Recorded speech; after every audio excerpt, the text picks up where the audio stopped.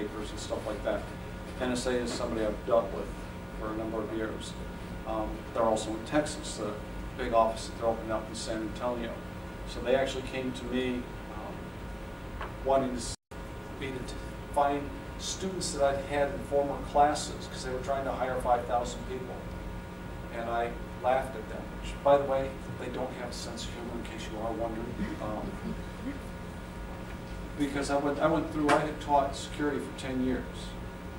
And I'm thinking, my largest class was 78 students. I went through 10 years of classes thinking, we're really short on the 5,000 that they're looking for.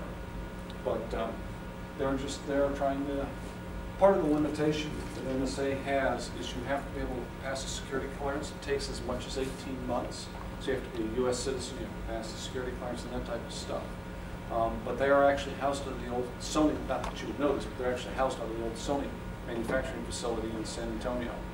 And they are still desperately trying to find people. So if you're graduating, you're interested in NSA, they have tons of jobs posted.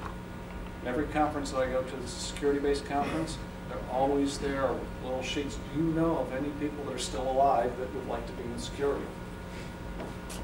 Actually, I think they're not so much concerned if you're still breathing, as long as you're sworn. So, yeah, they're hiring.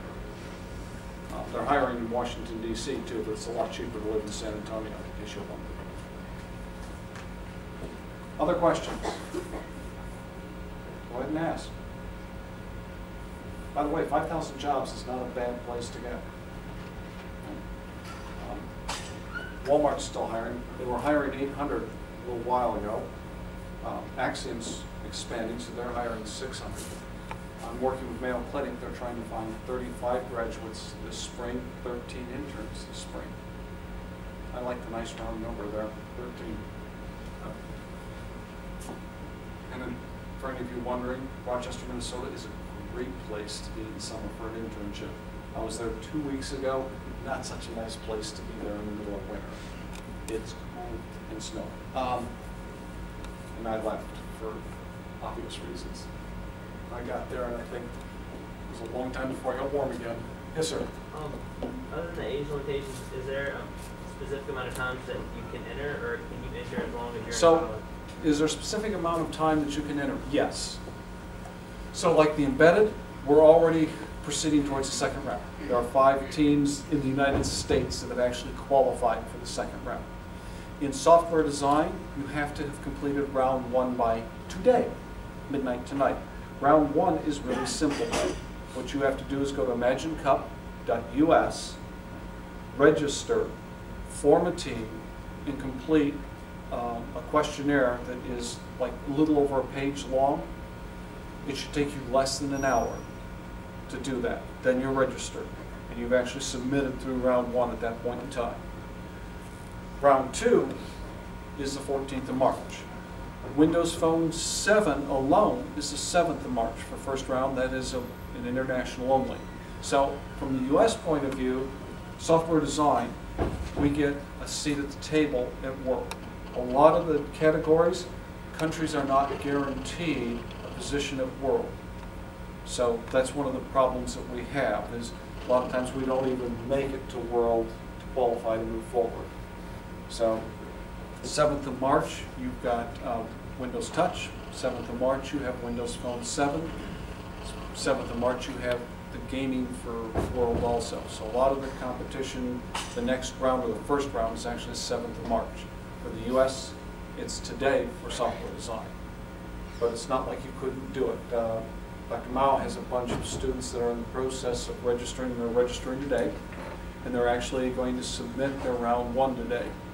And like I said, it should take about an hour. So if you're interested, I do 2 things. 1, I do that. 2, I would get with Dr. Mao, Randy back there, and talk to them about it and your idea, and or hooking up with a team that's in existence to contribute with that team.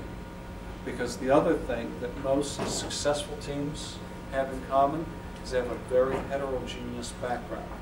So you'll have kids from CS, MIS, marketing, accounting, that type of stuff. So if you have students from a varied background, they're much more successful than if you get all students from MIS or all students from CS or electrical engineering or whatever, because they really excel by having that mix. So I know that, wow, today's the final day for the one category, but it's not as bad as it sounds. The other thing is, if we miss all the categories this spring, next year will be the 10th year of Imagine Cup, and we'll be running it in the fall and the following spring. So it is definitely an ongoing competition. It's not like it's going to go away. By the way, another aside, since it has been around as long as it has now, we are starting to come across former students that have competed in Imagine Cup, put it on their resume, and there are a lot of companies that literally interviewed them because they participated in Imagine Cup and also ended up giving them a job. And I mean, they made no bones about the reason that they got interviewed was the fact that they had Imagine Cup on their resume.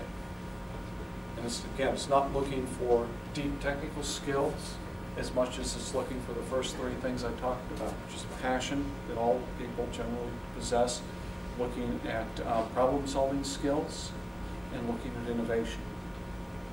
And Microsoft, company after company, we're all looking for the exact same thing. Those three primary skill sets that people have. The rest of them we can fill in.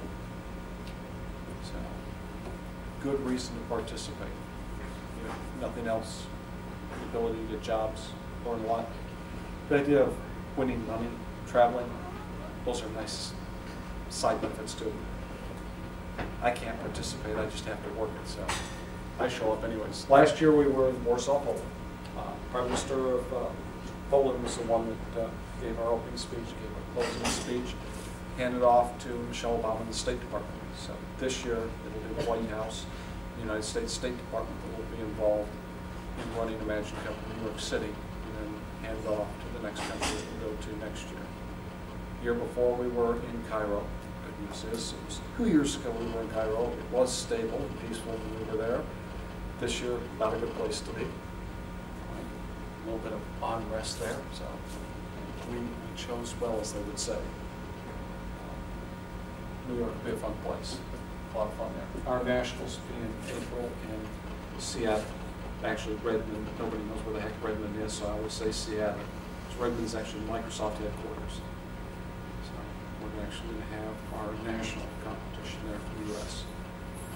That'll be fun too. A lot of good things to do there. Other questions? Now's a good time to ask them. Yes, sir. What's the difference between computer science and CIS? So what's the difference between computer science and CIS? So the way to look at it, computer science generally is the more technical, esoteric side. So creation of hardware, creation of a lot of very low-level type algorithms and stuff like that. So a very different mindset. The misnomer about computer science is that that's where the programmers come from. Actually, a lot of the programming, systems analysis and design, that type of stuff comes out of CIS, MIS type arena. So the business side actually comes out of the CIS. The folks that do a lot of the creation and very hardware-oriented side actually come out of computer science side of the field. If you want to look at it within Microsoft, a good friend of mine runs the SQL Server side of the house, which is a $17 billion business. He's got a degree from the University of Arizona in MIS, which would be equivalent to the CIS program here. So, does that answer your question? Basically, yeah. So what's your background? I wanted to be a computer science with a job in major. You're a what student? I was computer science, now I'm CIS. They don't have computer science. Yeah, they kind of wiped out computer science. I'd say you could go to Tulane or Loyola, but they wiped out the computer science programs there too. They have at UL, but I don't feel like moving. No, I don't like the one at LSU either. University of Houston has one of the best, but I know they just became a Tier 1 school this spring. I guess it's still winter. This winter, they became a Tier 1 school. They have about 400 to 500 folks in their computer science program. We probably have about 300 to 400 in their graduate program. Probably about 40 or 50 PhD folks in their computer science program. Really strong computer science department. I do a lot of work with that. It's a tremendous program. We're working in that section from driving distance too. A&M and UT Austin both have real strong computer science programs also. They're building a brand new computer science building at UT Austin. So if you want to get computer science there, wait until the fall of 2012 or actually move to the new building. Otherwise, you're taking courses all over the campus. There's only 7 buildings right now. They raised the building that they were in to build a new building. If you're very much in the technical side of life, you like a lot of the algorithms, you like data structures, and stuff like that. If you were a computer science major and loved it, stick with it.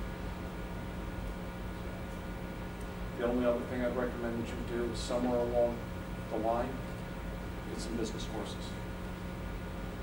So that will help you. It's one of the biggest flaws in a lot of the CS. I got degrees on both sides of the fence. And I find that most of the people in the engineering, computer science side of the house, their biggest weakness is a lack of business understanding. So taking some of those courses definitely helps. And I'm sorry to get rid of the CS program here. I guess they did that, what, this last year? Yeah. So trust me, I sympathize with you. I was at Tulane a few years ago. They got rid of the engineering, computer science department altogether there.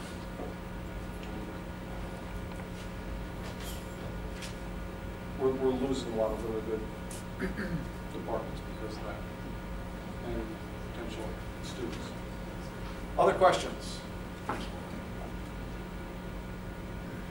If any of you folks are interested in Imagine Cup, go to imaginecup.us and register. It's Imagine, IMAGINECUP.us, not .com, .us, and then register for Imagine Cup. If you're interested in careers and stuff at Microsoft, you go to the Microsoft website, you can type in career, and you can actually find the jobs that we have. One of the things that I will also tell you is that Microsoft, we are a very difficult company to go to work for. Like I said, when I started at Microsoft a little over 6 years ago, we had less than 30,000 people. 2 years ago, we were up right at around 100,000 people. Right now, we're 80-some thousand folks. We do hire on a regular basis. We also get, at a minimum, 60,000 new job applications a month. And I will help you with this. I am not giving up my job. So that's not coming available. There are a whole bunch of us that have that same attitude. So the thing is, most of us that work at Microsoft, we love working for the company. That's one of the reasons it's hard to go to work for. We don't like to leave the company. So even though we're hiring, we have far more people applying than we have new jobs coming available or people actually leaving the company. So it's very difficult to work for our company. The other thing is, I appreciate that you have a great school, great programs, great graduates here. We do not recruit at Nicholls State. By the way, we do not recruit at almost every single university in the United States. We actually recruit at like 28 schools. And they're very select schools based on some criteria that we have. So one of the easiest ways to get hired by Microsoft, literally, is to do well in Imagine Cup, because we do hire national and world participants directly from Imagine Cup. That's one of the reasons that we do the competition. We look at folks for 2 types of roles. 1, full-time employees. 2, internships. And if you're wondering whether or not you can get an internship this summer with Microsoft, only through Imagine Cup. We fill all of our interns, we fill all of our interns in October. If you look at the calendar right now, we meet in February. So if you start applying for internships with Microsoft, You are actually applying for internships in the 2012 year, not for this year. The only internships that we will be hiring for will literally come out of those candidates going to nationals or world. So if you folks are interested in working for us or several other companies that actually participate as judges in the Magic Cup is a great way to do it, because it is also a low impact interviewing process that we go through. But it does make it much easier to try and get into our company. By the way, great company to work for. So, other questions? Questions? You don't get, it's very hard to get him. He's all booked for the entire spring semester. We're so lucky to have him for 2 days. So please, any questions? Your last chance. So what did you guys think of that video at the start? You like that technology? Yeah. Yes? No? That will be what you will see. Years ago, I was a senior executive with a little company called Xerox. Difference used to be I would stand up to give a presentation, they would introduce me, they would tell me that everything that I'm going to talk about that you would see in the marketplace within 10 years from a company other than Xerox, right? I really got tired of that. Trust me, I spent 15 years doing that with Xerox. The good news is with Microsoft, that doesn't happen. We very much are on the leading edge or bleeding edge of technology. We very much look at things that we're putting forward. So a lot of the technology that is coming down the pipe, a lot of the things that we have in place, you will see in the next 5 to 10 years. There will be a ton of changes in technology over the next 5 to 10 years. In fact, the end of next month, there will be a new chipset that will finally make it to market. That will be in the tablet, small tablet type of arena, with the full OS will be on that. It will be very powerful. But the idea of screens that you can roll up, the idea of a lot more portable type devices, a lot more capability, definitely here to, not here to stay, but definitely coming more in the marketplace. We actually have in Redmond, when I take people there, I bring them through our office of the future and our home of the future. Now, all of the stuff that we show in there, if it exists in the marketplace today, we take it out of there because it exists, right? So everything that's in our home or office of the future physically cannot exist in the marketplace. So the problem is a lot of the things that I've shown in the past, we've had to actually take out of both of those. I took out a group of executives that one of the boards I sit on a couple of years ago, and they asked why Surface wasn't in there. Because Surface is like when you set the keys on that table there, and she set the stuff, and all that stuff shows up. That is part of Surface technology that exists today. So you can actually go into different hotels, you can go into different conference centers, you can go into AT&T stores, and you'll actually see the Surface technology. The thing that's really nice about the Surface technology is I can take I did with my phone. I can take my phone on that technology, I can set it on here, basically turn it on, pick the applications I want, put them on the table there by just dragging them onto the table, take a new phone, pick the applications I want, drag these over to it, and then just push a button, and what it'll do is it'll take all of the things from my old phone, put it on my new phone, plus all the new applications I want on my new phone, and then I can walk up to the counter and then just pay for my new phone. That's cool, by the way. It's a lot of fun, too. It's another reason why those of us that work for Microsoft have such a great time. We have all of the toys, right? My wife has a really difficult time with this because she can't buy me any toys because, oh yeah, we get them all. It's all about working and playing with the toys, but that's absolutely a lot of fun. Just the idea of taking stuff, dragging it out, looking at what you want, what you don't, you just trash. What you want, you just drag over to the new one, and it's done. So much easier than the way it used to be.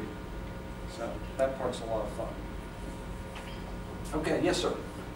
Like you're talking about with the Surface technology, is a lot of Microsoft software only compatible with Microsoft hardware?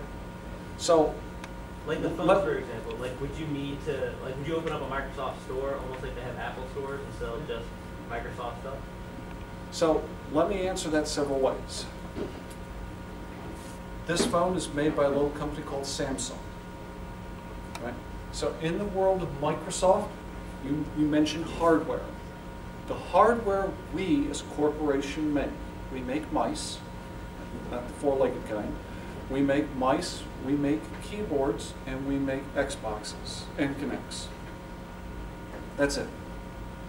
We do not make laptops, computers, tablets, phones, on and on and on. So hardware, not so much, which is one of the major differences between us and a lot of other companies. So we rely on a lot of hardware manufacturers for what it is that we have. Now we do have some stipulations, requirements, or whatever. So the manufacturer of a Windows Phone 7 phone, you must have 3 hard buttons on the bottom. You must have a certain screen size. You must comply with certain things in order for Windows Phone 7 to run on it. All right. In the Microsoft type stores, pretty much most of what we sell is oriented at Microsoft technology and Microsoft products. But you'll notice a couple of things. One of the things I talked about with the Magic Cup, I can actually show you online. If you go to magiccup.com, right, www.magiccup.com, not US, one of the competitions or one of the challenges down there is something called Orchard. Orchard is open source. So that, and we also have one called Interop. Interop is where you actually would deal with Apple, with Google, with the Android and the iOS type operating environments. So we do have stuff that actually goes cross-platform. So to answer your question, it's not a good straight answer, I know that, but Microsoft Store generally focuses on Microsoft technology. We also carry software that we have on the Apple environment. But a lot of people that own Macs, particularly the new ones with the Intel chip, they're all dual boot, right? So a lot of them bring them up, they either run with Apple, which is a Unix OS, or they spin off and boot up into Windows environment. So we support both, but dominantly Windows stores or Microsoft stores, Windows-based architecture. And whatever toys that we have too. So we sell a lot of toys that we get. People seem to like those. Also, don't sell any phones there. Unfortunately, we can't even get phones, so I had to go out and buy mine from an AT&T store. Why is Microsoft appearing that they're almost behind? This sounds bad. I don't want to do this. Why is our mobile appearing that we're behind? Let me redo this. Why is Microsoft appearing in the last 2 years that they're almost 2 months behind Apple with their products? Because Oh heck, you're being nice. I'm being, I want to be courteous. The video that you showed was pretty outstanding. Yes. And if this technology is in the production and the works, this video should be shown often. This should be marketed. This should be part of the market scheme to be shown on TV because. Oh, I'm going to bring you to work with me. This is attached to my. I sleep with this thing. I have a name for it. You know? Yeah, we have something. So there are several answers to that. And by the way, we're not out to put Apple out of business. No, I understand it. So, but there's an interesting fact that most people don't remember. One, we invested a lot of money in a little company called Apple. Right. Right. So we have a vested interest in them. Ironically, we also write a lot of the software, back office and stuff like that. So. There are several, so a couple of things about Microsoft. One, if you go through Microsoft's history, historically, I would not call us a bleeding edge company. Generally, as far as the corporation goes, quite often we enter after a technology has taken hold. Internet Explorer, Netscape, when it became a dominant browser, all of a sudden we got religion. We came out with Internet Explorer as far as a challenge, did okay.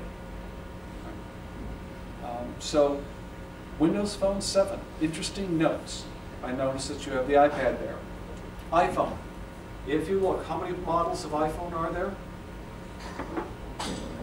Basically, they're in the fourth version, but it's one model, right? So you got generation 1, 2, 3, and 4. They're working on 5. If you go to Android, you have lots to choose from. If you go to Windows, you've got lots to choose from.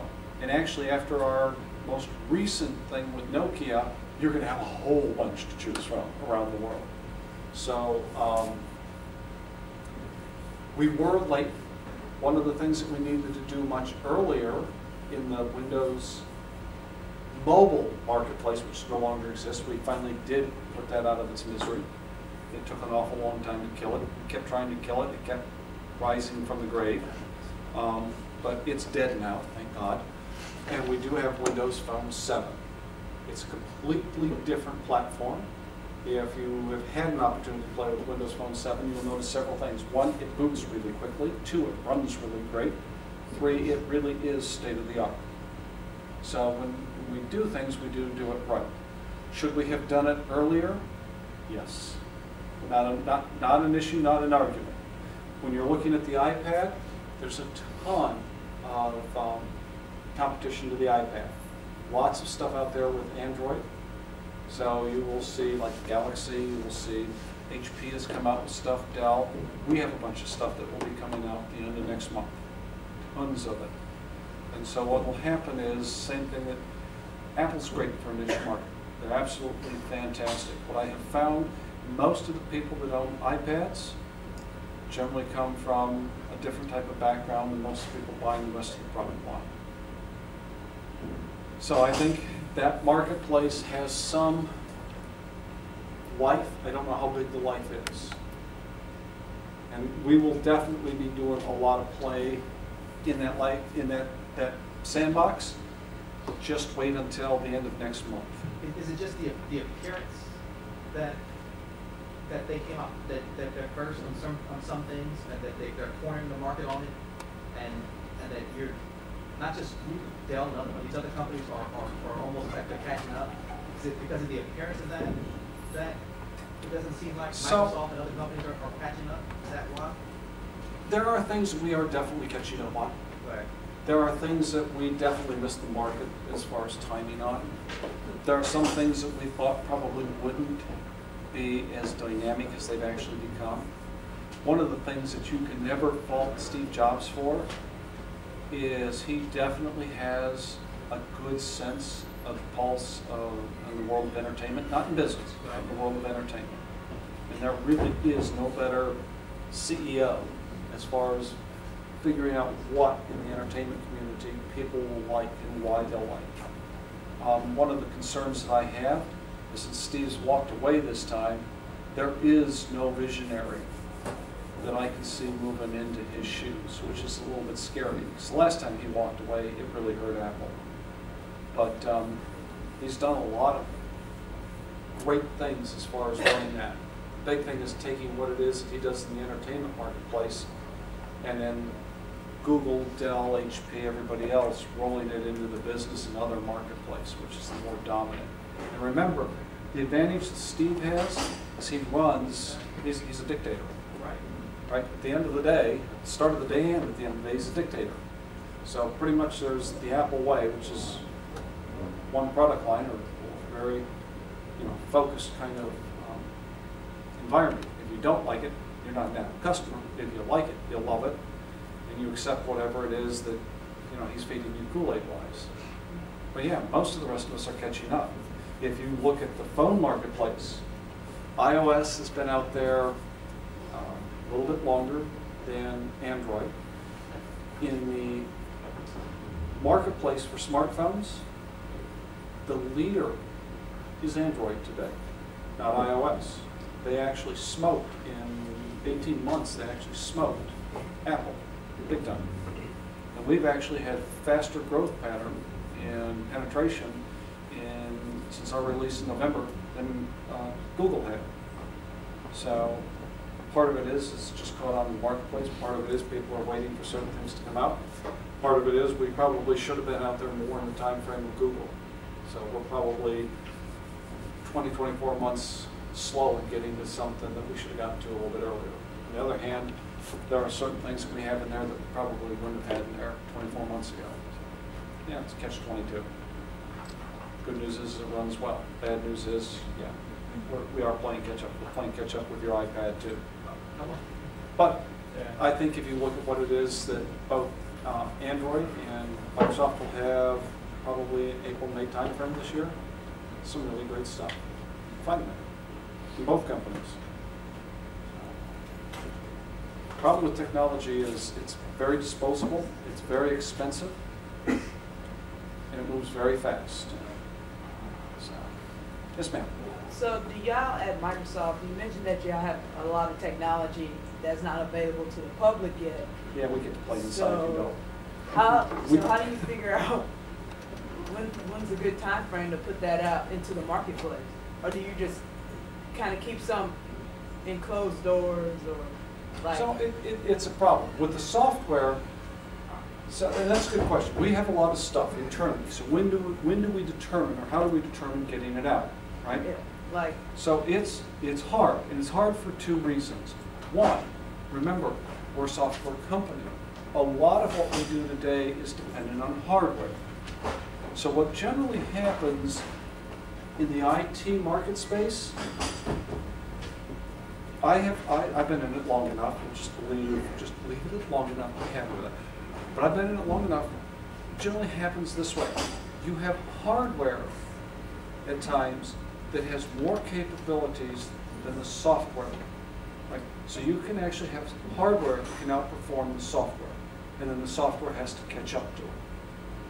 And one of those areas actually is there is more capability in what we call parallel processing than there is in a marketplace of people actually having the ability to code, right, or write solutions in that parallel marketplace. Mostly because in the world of academics, we still teach serial kind of processing skills. So until both of those merge, the technology will be in excess of what the hard or the software capabilities are. The flip of that is also true. We also quite often have software capabilities that work and look really cool, but the ability to actually produce the hardware to support them, or support them other than in the lab type of arena, is not cost effective. Some of the solutions we put out, I seriously doubt that you're going to buy some of these devices for $50,000, $60,000, $80,000. Now you may be richer than I am, so if you are, you and I need to have a conversation, because I can be adopted any day. But that's part of the issue, right? And again, we do the software. We work with a lot of hardware companies. It's the ability to get both of these to market at a time that works well, so that it's cost effective for people to be able to do stuff. So a lot of what's in there, the hardware is very expensive at this point in time. So it's not something that could be mass produced inexpensively. But as the cost of that comes down, or the ability to actually produce it in a cost effective manner becomes available, then you will see that in the marketplace. And it's quite conceivable between the time that they start on that road and they end, they will come up with different technology in the interim that may be cheaper, may be faster, may be different. So it's cool. It's also really interesting to see some of the things that we've had in the labs, or that has been gone through, that's never really hit or seen the light of day. And it's been superseded by some really cool stuff. It's not like it's gotten lost. It's just that newer, neater things have come out in the interim. But it's hard. Good news is that we do work well with vendors.